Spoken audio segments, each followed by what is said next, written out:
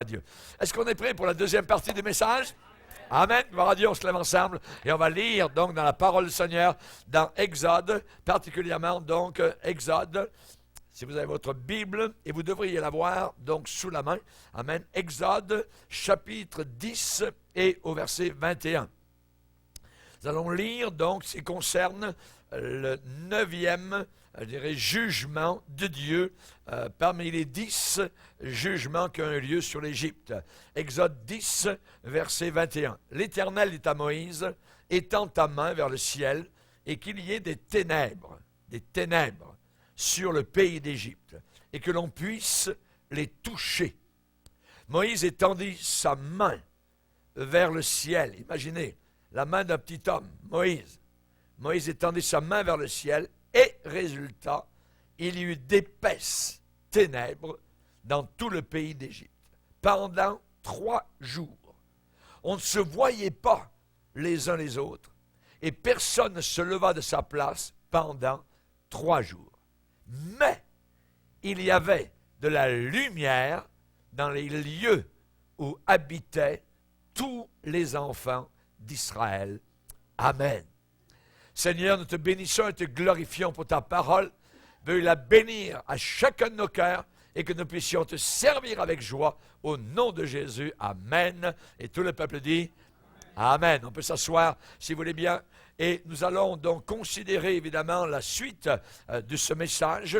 Et j'aimerais vous dire, selon la parole de Dieu, juste dans la suite, donc dans l'écoulement du message de ce matin, particulièrement la nuit précède toujours la mort. La nuit, dans les jugements de Dieu, vient toujours avant la mort. Dans le processus, donc, dans le mode d'opération des jugements de Dieu. Et la 9e plaie d'Égypte arrive toujours avant la 10e, qui est la mort. Rappelez-vous, la mort de milliers, donc, de premiers-nés dans tout le pays d'Égypte, où il y a eu des cris, donc, du nord au sud. Et j'aimerais vous dire que cela est arrivé, j'ai commencé à vous expliquer ce modus operandi, donc, où la nuit précède la mort. Dans le cas de Judas Iscariote, eh bien, c'est ce qui est arrivé. Donc, il est dit qu'après avoir mangé autour de la table avec les autres disciples, Judas Iscariote sortit. Et Jésus lui dit, va et fais vite ce que tu as à faire. Et la Bible dit, il faisait nuit. Et lui pensait recevoir de l'argent dans ses poches, acheter un champ, avoir un avenir, ainsi de suite, et ne savait pas qu'il était à quelques doigts de la mort et de l'enfer éternel. Donc, la nuit précède toujours la mort. Et pour le cas de Judas Iscariote, c'est ce qui est arrivé. Il s'est pendu, il s'est suicidé. Donc, cet homme, en plus, est tombé, la Bible déclare. Il s'est rompu par le milieu du corps. Ses entrailles, donc, se sont répandues et son âme est descendue au fond de l'enfer. Il y a quelqu'un d'autre qui a connu la nuit avant la mort. Et on va le lire dans Proverbes, au chapitre 7. Proverbes, chapitre 7, où on nous parle ici d'un stupide, d'un insensé, où il est dit, j'étais à la fenêtre de ma maison, verset 6, Proverbe 7, verset 6, j'étais à la fenêtre de ma maison et je regardais à travers mon treillis, mon grillage de la fenêtre, j'aperçus parmi les stupides, je remarquai parmi les jeunes gens un garçon dépourvu de sens, qui n'avait aucun sens. Il passait dans la rue, près de l'angle, où se tenait une de ces étrangères. Et la femme étrangère dans la Bible, c'est toujours la femme étrangère à la vie de Dieu. Il se dirigeait, ce jeune homme insensé, donc il allait dans la direction de, lentement, il allait du côté de la demeure de cette femme. Et regardez bien verset 9, c'était au crépuscule, pendant la soirée, au milieu de la nuit et de l'obscurité. La suite, évidemment, donc, c'est qu'il est allé coucher avec cette femme-là, et la Bible déclare que c'est comme un bœuf qui va à la boucherie, un fou qu'on lie pour le châtier jusqu'à ce qu'une flèche lui perce le foie, ou comme l'oiseau qui se précipite dans le filet.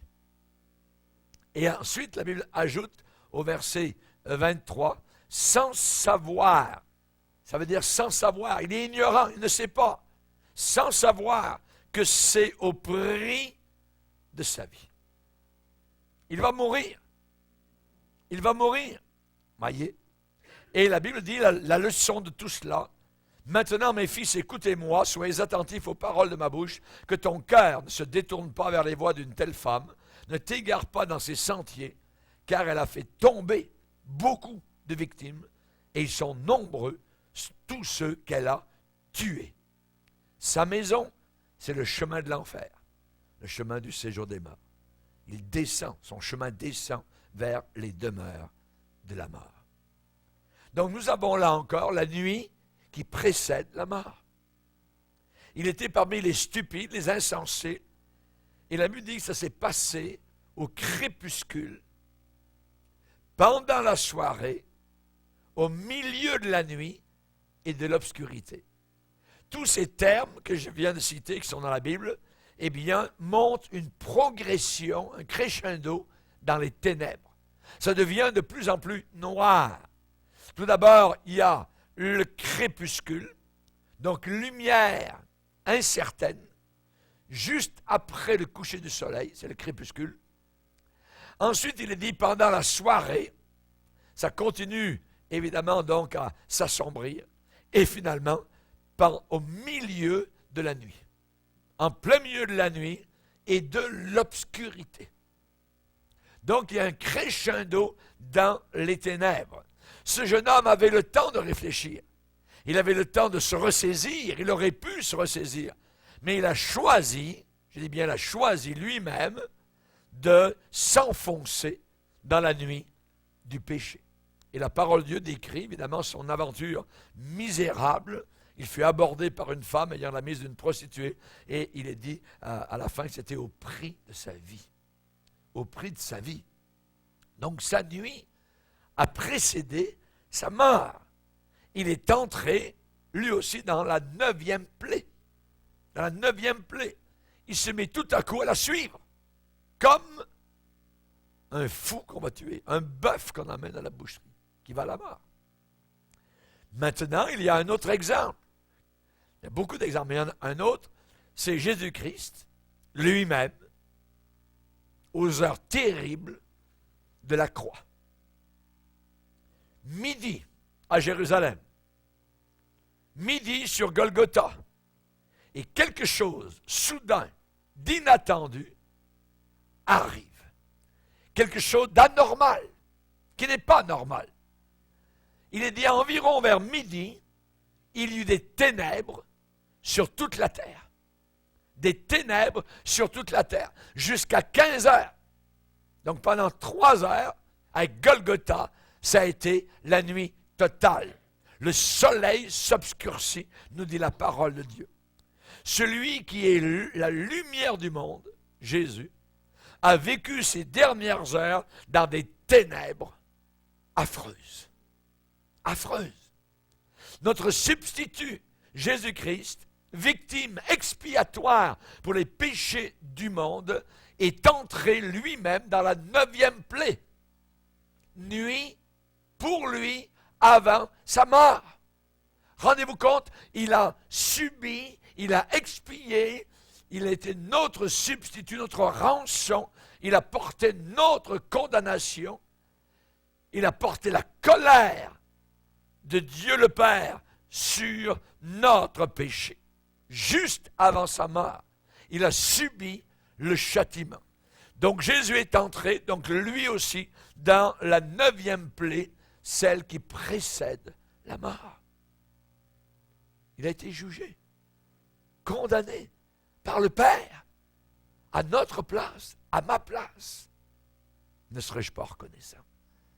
Ne l'aimerais-je pas? Chers amis, Jésus s'est écrié d'une voix forte, « Père, je remets mon esprit entre tes mains. » Et en disant ces paroles, il expira.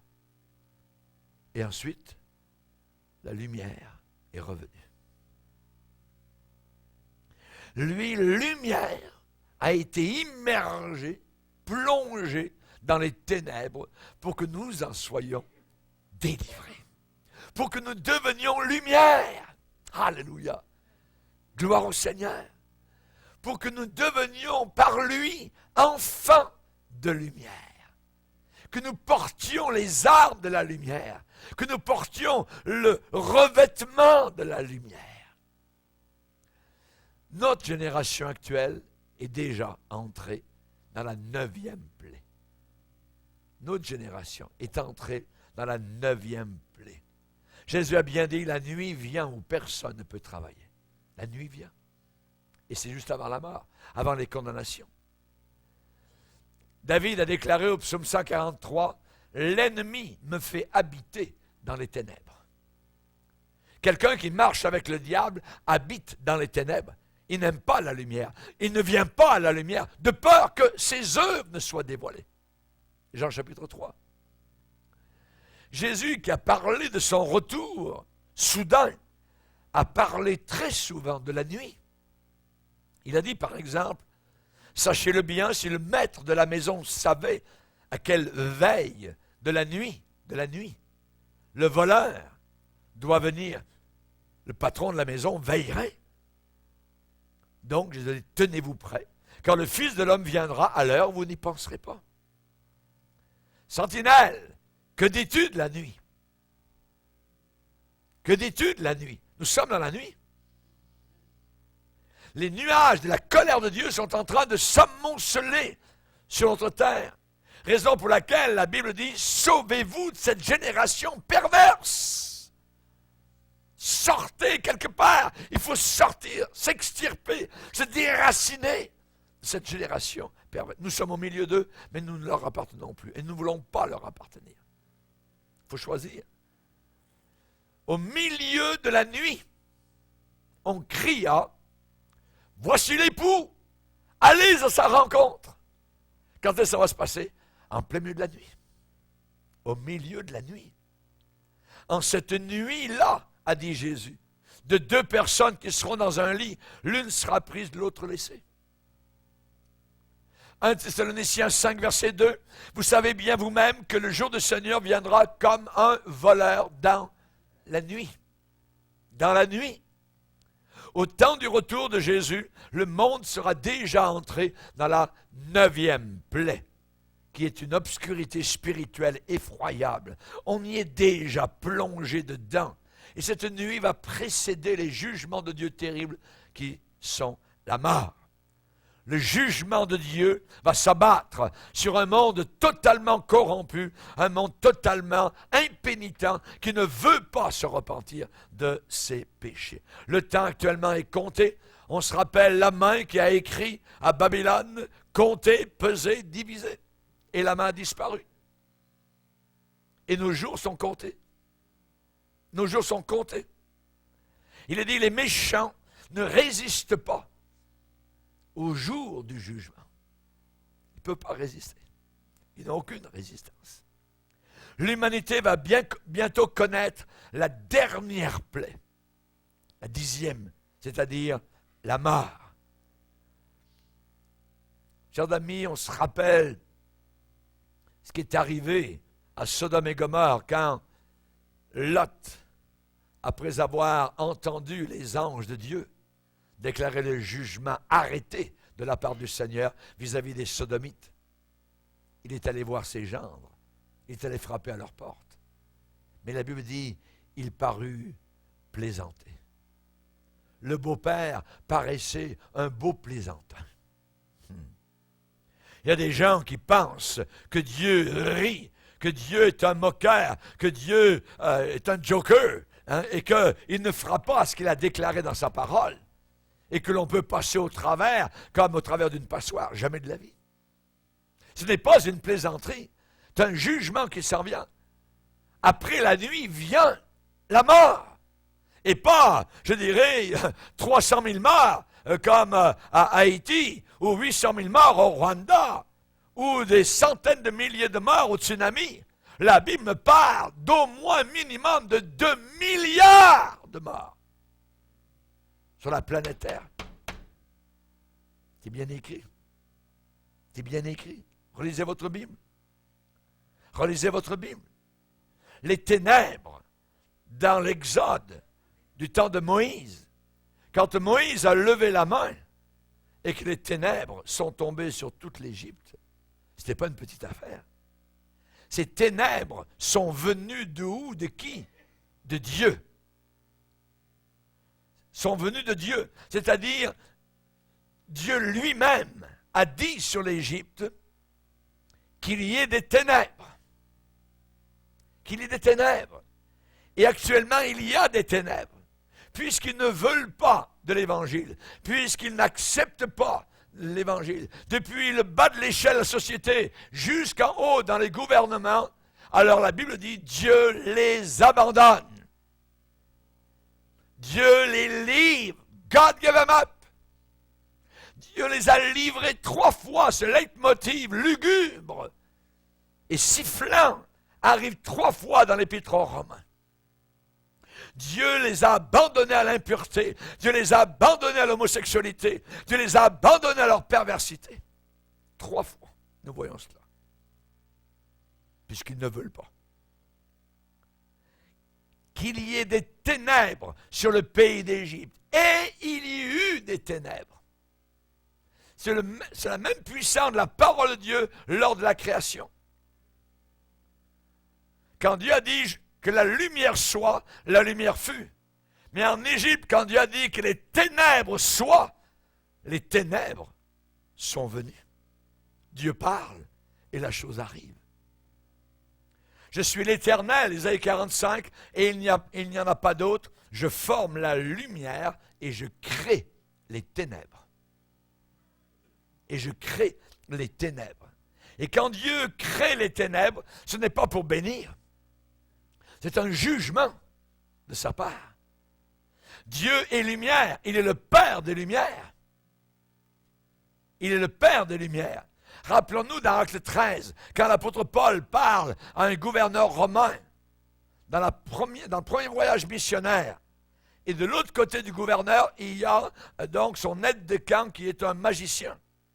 Et l'apôtre Paul, fatigué de voir l'opposition que cet homme magicien faisait à l'Évangile, Paul se tourne vers le magicien de l'autre côté du gouverneur et dit à cet homme, la main du Seigneur sera sur toi et tu seras aveugle pour un temps et tu ne verras pas le soleil. Et la Bible dit que l'obscurité et les ténèbres tombèrent sur lui. Là, ça a été véritable. Donc, on voit évidemment donc, que c'était un jugement de Dieu. Dans Genèse, lorsque les anges sont venus à Sodome, avant la destruction de Sodome et Gomorrhe, rappelons-nous, Dieu a envoyé des anges. Et la Bible dit que les anges étaient dans la maison de Lot. Et ils voulaient avoir de relations sexuelles avec les anges. Les sodomites avaient entouré la maison de Lot. Il est dit que les anges sont sortis et ont frappé d'aveuglement les sodomites. Ces impies qui entouraient la maison de Lot. Et il est dit, résultat, tous, depuis le plus petit jusqu'au plus grand qui était autour de la maison, ces homosexuels se sont donné une peine inutile pour trouver la porte. Et où est sa maison? Ils ne voyaient plus rien. Ils étaient totalement désorientés. Aveuglement. Aujourd'hui, nous voyons cet aveuglement sur notre société. Ils ne comprennent plus rien, ils ne savent pas où ils s'en vont. C'est totalement, je dirais, insensé. La folie. À Dothan, D-O-T-H-A-N, les Syriens étaient présents là, avec des chevaux et des chars. Il y avait une forte troupe. Et ils ont enveloppé la ville pour saisir qui? Le pasteur, le prédicateur, Élisée. Il le haïssait. Qu'est-il arrivé? Tous ces hommes ont été frappés d'aveuglement. Élisée a dit, Seigneur, frappe d'aveuglement cette nation. Frappe. Et Élisée leur dit, venez vers moi. il les a emmenés ailleurs, ils étaient aveuglés. Ils suivaient Élisée, ils ne l'ont même pas pris. C'est Élisée qui est devenu le chef d'armée. Élisée les a conduits ailleurs. Et quand ils sont arrivés à Samarie, Dieu a ouvert leurs yeux. Voyons donc, on est à Samarie. Dieu est capable d'aveugler. Dieu est capable. Ah oui, Dieu est capable de vous faire passer des douanes, des douaniers. Oui, allez-y. Et vous n'avez pas les papiers, vous avez rien. Ça. Dieu est capable. Voyez, l'humanité actuellement, l'humanité est mûre pour le jugement. Et je dirais qu'ils sont en train de s'enfoncer de plus en plus dans les ténèbres. Nous voyons cela, les chrétiens qui ont un tant soit peu, je dirais, de l'Esprit de Dieu se rendent compte de cela. Depuis, je dirais, le début des années 2000, voyez, nous voyons cette descente vertigineuse jusqu'aux portes terribles de l'enfer. Dieu les a livrés. Dieu les livre. Dieu les abandonne. Et c'est un jugement de Dieu. Maintenant, j'aimerais, comme je l'ai dit à la fin de la première partie, ce matin, vous donner 3 caractéristiques de la 9e plaie. La 9e plaie, qui est les ténèbres, ont 3 caractéristiques. La première, c'est l'épaisseur. C'est des ténèbres épaisses. Il est dit, si épaisses en Égypte qu'on pouvait les toucher. Qu'on pouvait les toucher.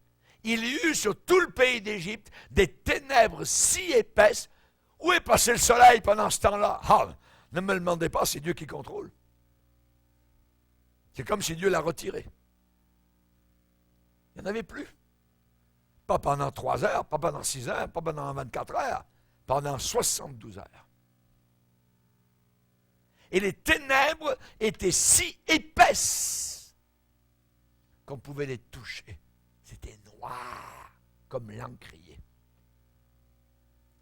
Les Égyptiens n'étaient pas seulement dans les ténèbres, ils étaient en contact avec les ténèbres. Regardez bien les mots, c'est très important. Si épaisses qu'on pouvait les toucher. Notre génération actuellement touche les ténèbres. Ils sont en contact actuellement avec une nuit opaque, obscure, occulte. Et ils ont beaucoup de support pour toucher ces ténèbres. Télévision, Internet, vous avez juste à faire sexe. Vous avez touché les ténèbres. Littérature, cinéma, théâtre, musique, CD, DVD, certains loisirs, les films d'Hollywood, vous touchez les ténèbres. Si épaisses qu'on pouvait les toucher. Et ma Bible me dit, partez, sortez de là, ne touchez rien d'impur. Ne touchez rien d'impur. Sortez du milieu d'eux. Purifiez-vous, vous qui portez les vases de l'Éternel. Ésaïe 52, verset 11. Les ténèbres, sont épaisses. Deuxièmement, elles ont provoqué l'isolement, l'individualisme à cause de l'épaisseur des ténèbres. On ne se voyait pas les uns les autres. Exode 10, verset 23. On ne se voyait pas les uns les autres. Rendez-vous compte. Tellement épais qu'on ne pouvait pas voir à 10 mètres, à 5 mètres, à 3 mètres. Ça a créé l'isolement. On ne se voyait pas les uns les autres. Exode 10, verset 23. Et notre société actuelle est marquée par l'égoïsme. L'étiquette de notre génération, c'est génération égo. égoïsme, je me moi. Dans les derniers jours, dit Paul, il y aura des temps difficiles, une époque très difficile, très diabolique, parce que les hommes seront, égoïstes, ça veut dire amoureux d'eux-mêmes.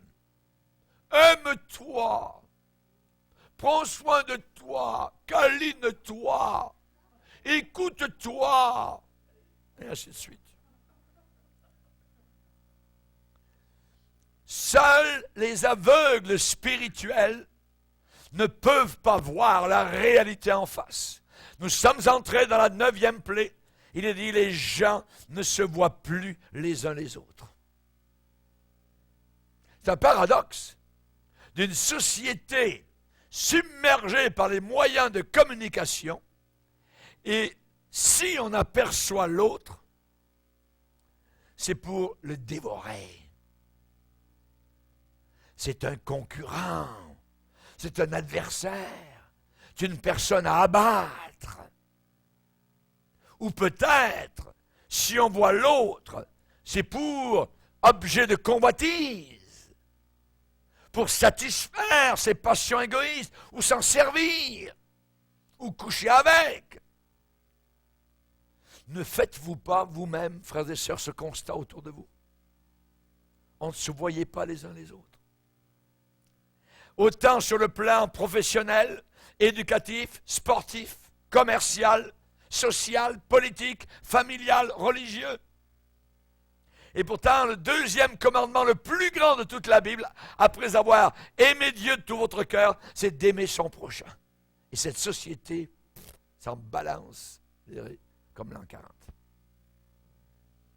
Dans la lumière de Dieu, quand on est dans la lumière de Dieu, on voit le prochain. On l'aime. On voit ses besoins par ta lumière, Seigneur. Nous voyons la lumière. Mais dans les ténèbres, quand nous sommes dans les ténèbres, on ne voit plus les autres. Jésus a dit, si quelqu'un marche pendant la nuit, il bronche. Il bronche, il trébuche. Parce que la lumière n'est pas en lui. Parce que la lumière n'est pas en lui. Lisez avec moi un passage intéressant dans Jean 12, verset 35. Jean 12, verset 35. Il est dit, c'est Jésus qui parle, la lumière est encore pour un peu de temps au milieu de vous. Marchez pendant que vous avez la lumière, afin que les ténèbres ne vous surprennent point. Celui qui marche dans les ténèbres ne sait pas où il va. Il ne sait pas où il va. Où s'en va le monde? Le monde, ça va où? Où est-ce qu'on s'en va avec ça? Nous, les chrétiens, qui marchons dans la lumière, on le sait. Lisez votre Bible. La Bible vous le dit. Celui qui marche dans les ténèbres ne sait pas où il va. Pendant que vous avez la lumière, croyez en la lumière, afin que vous soyez des enfants de lumière. Afin que vous soyez des enfants de lumière. Donc, nous avons eu 2 caractéristiques des ténèbres. Un, c'est l'épaisseur des ténèbres, si épaisse qu'on pouvait les toucher. L'isolement, on ne se voyait pas les uns les autres. Et troisièmement, l'immobilisme. Personne n'a bougé. Plus personne ne bougeait. Tout le pays d'Égypte était totalement immobile à cause des ténèbres pendant 3 jours. Rendez-vous compte. Il est dit dans Exode 10, verset 23, personne ne se leva de sa place pendant 3 jours. Personne ne se leva de sa place pendant 3 jours. Ça veut dire que chaque Égyptien était dans l'impuissance. Personne ne pouvait rien faire pour changer la situation. Aucun mouvement, aucune solution, aucune initiative n'était possible. C'était un prélude angoissant de ce qui allait arriver de plus terrible encore, qui était la mort. Mais à ce moment-là, personne ne s'en doutait. soudain, la lumière disparaît. Pendant 3 jours. C'est inquiétant. Tout le monde est immobile. Personne ne bouge. Plus personne ne bouge. Personne ne se leva de sa place pendant 3 jours. Peut-être qu'ils sont restés couchés pendant 3 jours. La vie familiale, dans ce qu'elle avait de plus ordinaire, de plus légitime, était stoppée. Les ténèbres ont stoppé toute activité en Égypte. La vie professionnelle en Égypte, les projets que les Égyptiens avaient, les échanges commerciaux, les relations, tout était plongé dans l'immobilisme total de par la volonté de Dieu. Dieu est capable d'arrêter un pays, toc, du soir au matin. Plus rien ne bouge. Ni les banques, ni les autobus, ni les métros, rien. Dieu est capable. Dieu a stoppé tout à fait l'Égypte dans toutes ses activités. Les entreprises, les investissements, tout était plongé dans l'immobilité totale. La main de Dieu venait de tout immobiliser. Regardez bien notre monde sous nos yeux, actuellement. La 9e plaie s'est abattue actuellement sur l'humanité. Mais la Bible dit, il y avait de la lumière dans les lieux où habitaient tous les enfants d'Israël. Mais, ce mais est formidable. C'est le début d'une phrase très réconfortante, soulageante, encourageante, consolante. Le peuple élu, pendant le temps où les Égyptiens étaient dans l'obscurité, eux continuaient dans la lumière. Comment ça peut se faire? C'est pas le soleil, parce qu'ils avaient, eux, le soleil. Et en Égypte, il n'y avait aucun soleil. La nuit épaisse. Dieu contrôle tout. Il peut faire n'importe quoi de sa planète. Il tient la terre dans sa main. Il peut la faire sauter. Il peut jouer avec. Il peut arrêter. Voyez, il peut éclairer un endroit. Il peut mettre la nuit ailleurs. Il est Dieu. Il est Dieu. Et pendant la même période où l'Égypte subissait les jugements de Dieu, le peuple élu était protégé par le même Dieu. Ce qui veut dire que Dieu sait faire la différence entre ceux qui le servent, ceux qui le connaissent et ceux qui adorent les idoles, les démons, les faux dieux et ainsi de suite. J'aimerais vous dire, jusqu'au retour de Jésus-Christ, l'Église va connaître des moments très difficiles. La persécution monte dans le monde entier. Mais cette même Église sera protégée des richesses incompréhensibles du Seigneur Jésus. Il a toujours l'œil sur son enfant. Dieu a fait une différence entre les Égyptiens et les enfants de Jacob qui portaient les noms de Dieu, les desseins de Dieu et qui habitaient un territoire sur lequel Dieu veillait, Goshen. Goshen. Ce territoire en Égypte, Goshen, où habitaient les enfants d'Israël, avait la lumière. Avait la lumière. Vous verrez de nouveau la différence. Malachie, chapitre 3, entre celui qui sert Dieu et celui qui ne le sert pas. Vous allez voir la différence. Vous allez voir. Ça va être clair. Comme la lumière et l'obscurité, comme la nuit et le jour, comme l'enfer et le ciel. Vous verrez de nouveau la différence. Goshen, le pays où habitait Israël. Israël n'a pas choisi ce pays, ce lieu-là. Israël n'a même pas réclamé ce pays pour lui. Ils sont arrivés avec Jacob en Égypte. Jacob est arrivé en Égypte, il avait plus de 100 ans, plus de 130 ans même. Et vous savez comment ce pays a été échu en partage, Goshen, au milieu de l'Égypte. uniquement par la providence de Dieu. Qui avait établi le peuple d'Israël dans ce pays? C'était Pharaon? Non. C'était Joseph. Joseph. Et Joseph, un jour, a dit à son vieux père, qui est descendu d'Israël au nord, pour venir là en Égypte.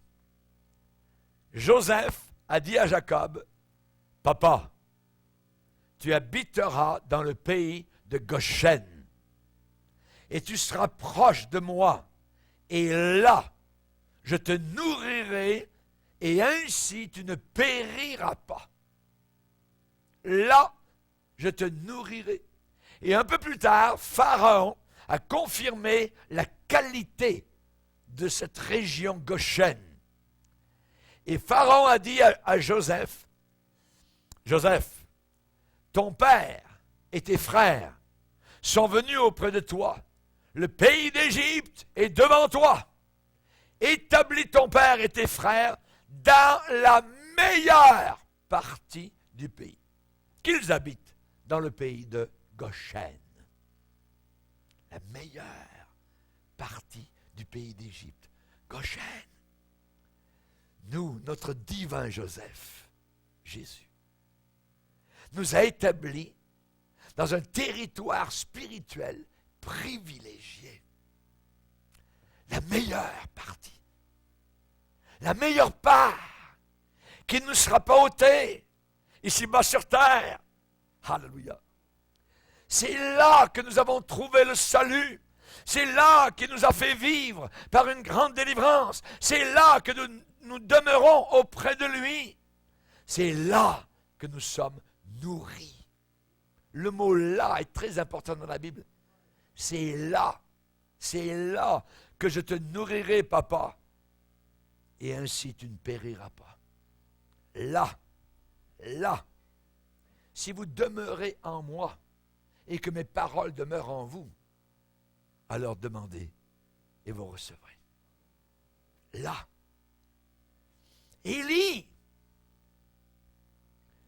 tu vas aller au bord du torrent Kérit, et là, je vais te nourrir. Alors qu'autour, c'est la famine. Là. Et il était nourri, les corbeaux venaient, ils buvaient l'eau du torrent, alors que tout était sec partout. Et un beau jour, plus d'eau. Ah ben voyons. Et Dieu vient et lui dit, tu vas aller maintenant à Sarepta. Et c'est là que j'ai ordonné à une veuve de te nourrir. Là. Chers amis, pour être nourri, il faut être là où Dieu veut que nous soyons. Ça peut paraître fou aux yeux des autres. Ça n'a pas d'importance. Mais c'est là où le torrent coule. C'est là où les corbeaux apportent la viande. Amen. Je veux être un corbeau. C'est là que le peuple de Dieu reçoit sa nourriture. À cet endroit-là. Goshen, notre Goshen. Là, je te nourrirai et tu ne périras pas. En Christ, nous jouissons du meilleur. Nous avons le meilleur. Ne cherchez pas ailleurs. Nous avons le meilleur. En Jésus. Quand Dieu a envoyé les mouches avec la 4e plaie, Dieu a fait une différence avec Goshen. Exode 8, versets 17 à 19, en ce jour-là, je distinguerai, ça veut dire je ferai la différence, je distinguerai le pays de Goshen où habite mon peuple, et là, il n'y aura pas de mouches. Les mouches venimeuses qui piquaient, qui apportaient la mort. Et là, à Goshen, pas de mouches. Quand Dieu a frappé les chevaux, les ânes, les brebis, les chameaux et les bœufs, à la 5e plaie, les Égyptiens ont subi des pertes considérables. Eh bien, là encore, Dieu a fait la distinction entre les troupeaux d'Israël et les troupeaux d'Égypte. Et il n'a pas péri, nous dit la Bible, une seule bête parmi les troupeaux d'Israël. Pas une seule bête. L'Éternel distinguera entre les troupeaux d'Israël et les troupeaux des Égyptiens, et il ne périra rien de tout ce qui est aux enfants d'Israël. Quand Dieu a envoyé la 7e plaie les tonnerres, la grêle, le feu qui se promenait sur la terre. Ça a été une dévastation épouvantable sur l'Égypte, dans tout le pays. Et à Goshen, comment ça s'est passé? Rien. Rien. Exode 9, verset 26, ce fut seulement dans le pays de Goshen, où étaient les enfants d'Israël, qu'il n'y eut pas de grêle. Dieu fait la différence. Dieu sait faire la différence. Je ne veux pas créer en vous des illusions. Voyez? Oui, Jésus a dit, vous aurez des tribulations dans le monde, des épreuves dans le monde, des grandes souffrances parfois. Mais j'aimerais vous assurer que Dieu prendra toujours soin des siens. Dieu prendra toujours soin de ceux qui lui appartiennent. Votre Goshen spirituel, eh bien, c'est là où Dieu fera la différence entre vous et le monde dans les heures les plus sombres qui s'approchent. Si vous aimez le monde, si vous êtes dans le monde, vous allez subir les jugements du monde. Alors il faut être à notre Goshen, il faut être en Jésus, il faut être en Christ, il faut être là, L, A, accent. Vous vivrez. Si vous portez en vous le nom du Seigneur, les desseins de Dieu, vous vivrez. Ah ouais, mais j'ai une carte de membre d'église. Non, laisse faire la carte. Voyez. Ouais, moi je m'appelle un chrétien. Laisse faire.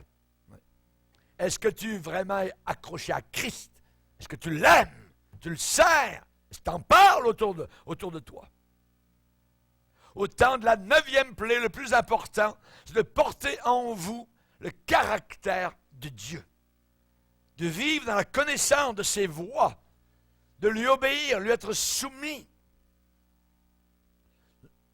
Dans le monde qui s'en vient, tout à l'heure, ça sera la peur. La peur terrible. La peur au ventre. Le lait donne le cancer. Les terroristes peuvent abattre des avions de passagers avec des missiles sol-air. L'air est pollué. Les vaches sont folles. Le virus du Nil nous menace. Les poulets sont infectés. Le Père Noël du supermarché est peut-être un pédophile. L'émotion qui est la plus partagée, ce n'est pas actuellement l'amour, ce n'est pas même la compassion, c'est la peur. C'est la peur. Elle est partout, elle est pernicieuse, elle est paralysante. Nous, comme chrétiens, Jésus a dit, ne craignez pas ce que le monde craint. N'ayez pas peur. N'ayez pas peur. L'homme actuel, contemporain, a peur. Il se méfie de tout. Il se méfie de l'eau qu'il boit. Il se méfie des aliments qu'il mange. Il se méfie des gens qu'il croise. Chaque jour, les médias donnent à l'homme d'aujourd'hui une nouvelle raison de s'inquiéter. Tout le temps. La peur, c'est cette nouvelle terreur. Vous regardez les nouvelles du lundi? Le lundi, c'est la drogue, du viol, les avions qui tombent. Il y a un tremblement de terre là-bas. Le mardi, vous êtes de nouveau assis devant les nouvelles. Ah, c'est les motards criminels, les trains qui déraillent, le tsunami là-bas. Il y a une mère qui a tué ses 3 enfants, des volcans en éruption. Mercredi, de nouveau assis devant les nouvelles, vous écoutez, l'armée russe vient d'attaquer. Ils ont perdu 15 kilos de plutonium. Ils vont lancer une bombe atomique certainement, quelque part. Les fous sont armés jusqu'aux dents, prêts à se faire sauter pour leur cause. Hollywood, on ne compte plus le nombre de films catastrophes qui ont pris l'affiche. Il n'y a jamais eu autant, je dirais, besoin d'être rassuré. Rassuré. Ne craignez pas ce que le monde craint, dit le Seigneur. Ne craignez pas ceux qui tuent le corps et qui, après ça, ne peuvent rien faire. Nous, on est au ciel. Ne crains pas. Jairus, crois seulement. Les institutions du gouvernement qui sont censées nous protéger n'ont jamais paru aussi vulnérables.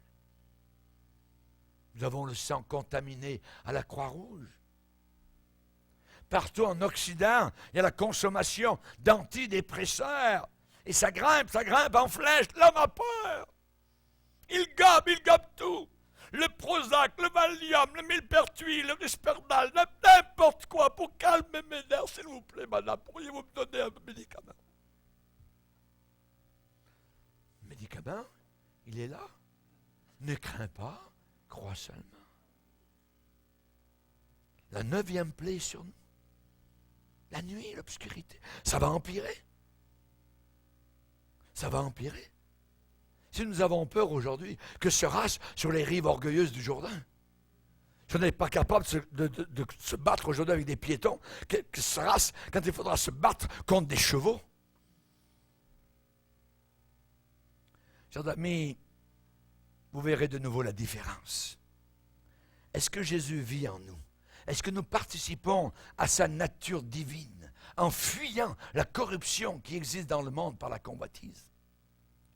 Est-ce que vous travaillez à accomplir sa volonté? Le Seigneur connaît ceux qui lui appartiennent. Il connaît. Et quiconque prononce le nom du Seigneur, qu'il s'éloigne de l'iniquité. De Timothée chapitre 2. Vous verrez de nouveau la différence. Pendant un temps, on n'a pas vu la différence entre Caïn et Abel. 2 bons petits frères. Ils allaient tous les 2 à l'école du dimanche, même l'église, tout ça. Jusqu'au jour où ils ont décidé, ils étaient un peu plus grands, on va offrir un sacrifice à Dieu. Résultat, à cause du sacrifice, il y en a un qui a eu les mains pleines de sang et l'autre a été tué.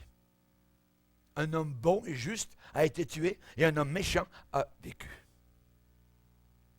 Imaginez. Mais on a vu la différence. Et nous allons voir la différence de plus en plus entre ceux qui vraiment servent Dieu et ceux qui ne le servent pas. Plus nous approchons de la fin, il y aura de moins en moins de gris, il y aura de plus en plus de blanc et de noir. Sommes-nous restés dans notre Goshen, là où Dieu nous avait établis? Goshen, ça veut dire, selon l'étymologie du mot, terre herbeuse, terre de force, lieu du soleil. C'est tout ce que ça veut dire, ça, Goshen. Terre herbeuse, terre de force, lieu du soleil. Et par la direction de Dieu, Joseph avait installé ses frères et son père à l'endroit où ils seraient nourris, fortifiés, éclairés. Jésus nous a installés en lui. C'est lui qui est notre nourriture, notre force, notre lumière. Si quelqu'un me mange, il aura la vie éternelle. Les catholiques ont dit, l'hostie, le corps de Christ. Et les gens, ils peuvent se sauver parce qu'ils ont mangé l'hostie. Imaginez quel mensonge. Il faut vivre avec Jésus. Il faut manger sa parole. Jérémie a dit, j'ai dévoré ta parole. Job a dit, j'ai estimé ta parole plus que ma nourriture journalière. Jésus a dit, l'homme ne vivra pas uniquement de pain naturel, mais de toute parole qui sort de la bouche de Dieu. Imaginez qu'un Israélite, à l'heure de la 9e plaie, ait traversé la frontière, la limite du territoire de Goshen, pour s'approcher des Égyptiens. Qu'est-ce qui lui serait arrivé? Il aurait été lui aussi plongé dans les ténèbres. Pas plus compliqué que ça. Si vous approchez du monde, vous allez être plongé dans les ténèbres. Si vous aimez le monde, si vous voulez plaire au monde, vous allez vous aussi subir le jugement des ténèbres, d'épaisses ténèbres. Vous qui portez le nom de chrétien, vous avez été édifiés sur Jésus-Christ.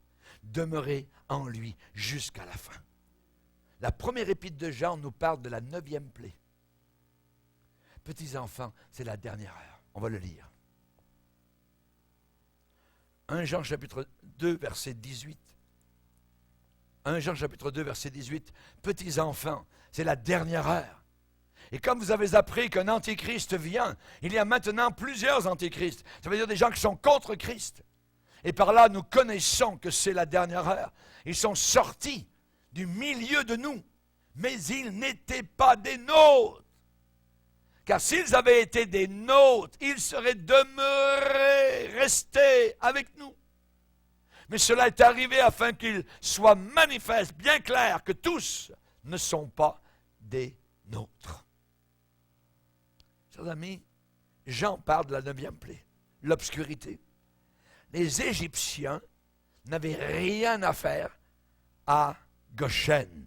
C'était le territoire du peuple de Dieu. Les ténèbres n'ont pas droit de citer dans le lieu du soleil, à Goshen. L'esprit de l'Antéchrist doit sortir du milieu de l'Église. Dieu s'en charge quand les siens se tiennent devant sa face. Ils sont sortis du milieu de nous. Ils n'étaient pas des nôtres, parce que s'ils avaient été des nôtres, ils seraient restés avec nous. C'est clair. À l'inverse, imaginez Israël n'avait rien à faire au milieu des Égyptiens. Et Dieu lui-même avait fixé la demeure des siens, le lieu du soleil, Goshen, le lieu herbeux, le lieu de la force, Goshen. Et l'Église doit rester, doit demeurer dans son Goshen. L'apôtre Paul l'a dit, autrefois vous étiez ténèbres, maintenant vous êtes lumière dans le Seigneur. Marchez comme des enfants de lumière, ne prenez aucune part, ça veut dire ne participez pas aux œuvres infructueuses des ténèbres. Aucune part. Jean n'arrête pas de nous rappeler cela. Et il dit au verset 24, regardez le passage, toujours le même passage, 1 Jean chapitre 2, verset 24. Et vous allez noter le mot demeurer, demeurer, demeurer. 5 fois. 5 fois en 4 versets, il y a le mot demeurer. Que ce que vous avez entendu dès le commencement demeure en vous. Si ce que vous avez entendu dès le commencement demeure en vous, vous demeurerez aussi dans le Fils et dans le Père. Et la promesse qu'il nous a faite, c'est la vie éternelle. Je vous ai écrit ces choses au sujet de ceux qui vous égarent. Pour vous, l'onction que vous avez reçue de lui demeure en vous. Et vous n'avez pas besoin qu'on vous enseigne. Mais comme son onction vous enseigne toutes choses, et qu'elle est véritable, et qu'elle n'est point un mensonge, demeurez, 5e fois dans ce passage, demeurez en lui, selon les enseignements qu'elle vous a donnés. Nous avons besoin, évidemment, donc, de rester, de demeurer en Christ. Nous ne voulons pas des nouvelles révélations. Non, non, non, non, non. Nous voulons rester dans ce qui nous a été enseigné dès le commencement, dès le début. Alléluia. Et j'aimerais vous dire que nous devons être, selon la parole de Dieu, purs, des enfants irrépréhensibles, au milieu d'une génération perverse, au milieu de laquelle vous brillerez comme des flambeaux, portant la parole de vie dans le monde. Briller comme des flambeaux. Le chrétien est au milieu du monde. Oui, c'est vrai. Est-ce que Dieu tolère aujourd'hui un évangile de compromis? Est-ce qu'il accepte le Seigneur? Non, ouais, vous êtes arrivé, vous avez passé l'an 2000, ça fait déjà des années, ben, ouais, ok, je vais tolérer un peu que vous ne me suiviez pas correctement, mais je vais tolérer quelques péchés dans vos vies, ouais, pas de problème. Jamais de la vie. Jamais de la vie. Nous avons besoin d'un évangile qui nous tienne sur le bord de nos chaises. Et non pas un évangile fauteuil, voyez, où je peux quasiment m'endormir, parce que je me laisse bercer par des illusions. Le peuple de Dieu vivra toujours dans la lumière, même pendant la 9e plaie sur le monde. Il peut y avoir des ténèbres autour de vous, vous êtes lumière et vous allez vivre dans la lumière. Sortez du milieu d'eux. Sortez du milieu d'eux. Ne touchez pas ce qui est impur. À l'époque de Moïse, la vie dans la lumière était le privilège de tout le peuple de Dieu. Tous. Mais il y avait de la lumière dans les lieux où habitaient tous les enfants d'Israël. Tous. Le plus jeune, le plus faible, le plus âgé, le plus pauvre, vivaient dans la lumière. Ne craignez donc pas. Si Jésus est véritablement votre Goshen, vous savez où vous allez, vous ne broncherez jamais. C'est un immense privilège de tous ceux qui habitent dans le lieu du soleil, dans les lieux herbus, verdâtres. Tu me conduis dans des verts sentiers. Ce sont des choses que l'œil n'a pas vues, que l'oreille n'a pas entendues, qui ne sont pas montées au cœur de l'homme, mais des choses que Dieu a préparées. Dieu nous les a révélées par le Saint-Esprit. Vivez sous le soleil de Dieu. Oh, quel beau soleil nous chantons dans l'église de Dieu. Amen. Vivons au soleil du Seigneur, dans le pays fertile et non pas stérile. Être charnel amène la mort. Être spirituel amène la vie. Priez comme Paul, que Dieu vous donne un esprit de sagesse, de révélation dans sa connaissance, qu'il illumine les yeux de votre cœur, afin que vous soyez éclairés. Le monde va bientôt toucher des épaisseurs terribles de ténèbres. Et ma Bible me dit que celui qui est injuste soit encore injuste. Que celui qui est sale se souille encore. Mais que le juste pratique encore la justice. Et que celui qui est saint se sanctifie encore plus. Deux courants totalement opposés. Le monde va bientôt connaître les profondeurs de Satan. Je vous ai dit, plus de 2 milliards de personnes dans les années à venir qui s'en viennent, qui vont mourir. 2 milliards! Quelque chose de terrible. À l'heure où les hommes ne se voient plus les uns les autres, les enfants de la lumière peuvent partager une communion fraternelle intense et véritable. Dans la lumière, on se voit les uns les autres. Ceux qui craignaient l'Éternel se parlèrent les uns les autres. Et l'Éternel fut attentif. Si nous marchons dans la lumière, comme Dieu est lui-même dans la lumière, alors nous sommes, nous les chrétiens, mutuellement en communion. En koinonia. Nous sommes en communion. Alléluia, c'est merveilleux. Si vous marchez dans la lumière, eh bien ceux qui aiment les ténèbres vont commencer à vous éviter. Ça se fait automatiquement. Si vous marchez dans la lumière, ils vont se dérober devant la lumière de Dieu qui est en vous. Si vous marchez dans la lumière, vous n'aurez pas besoin de couper même les liens. Eux-mêmes le feront très vite. Oh non, t'es un fou, t'es une folle. Les ténèbres de la haine ne devraient jamais séjourner dans le Goshen de l'amour. Nous, enfants de Dieu, nous avons choisi notre territoire. Celui qui dit qu'il est dans la lumière, mais s'il est son frère, il est encore dans les ténèbres. C'est pas moi qui le dis, c'est écrit 1 Jean chapitre 2. Celui qui aime son frère, aucune occasion de chute n'est en lui. Nous savons que nous sommes passés de la mort à la vie, des ténèbres à la lumière, parce que nous aimons les frères. Nous aimons les frères. Celui qui n'aime pas demeure dans la mort. Dans la mort. Il y avait une femme un jour qui était opposée à sa fille. Il y avait un conflit terrible. C'était l'orage constant, les éclairs, le tonnerre. Le ton était agressif entre les deux. Et un jour, la mère a dit, plutôt mourir que de pardonner à ma fille. Et en plus, elle a employé un langage très grossier, des paroles que nous ne devrions jamais prononcer, mais Dieu les entend. Quelque temps plus tard, cette femme est tombée malade. Un dimanche matin, elle a demandé à l'église que le pasteur et les anciens prient pour elle, de faire l'onction d'huile, selon Jacques chapitre 5. Et sachant qu'elle entretenait dans son cœur sa haine et son refus de pardonner, son pasteur a dit, « Chère sœur, mettez premièrement votre vie en ordre avec Dieu. Acceptez de pardonner. » Elle a refusé.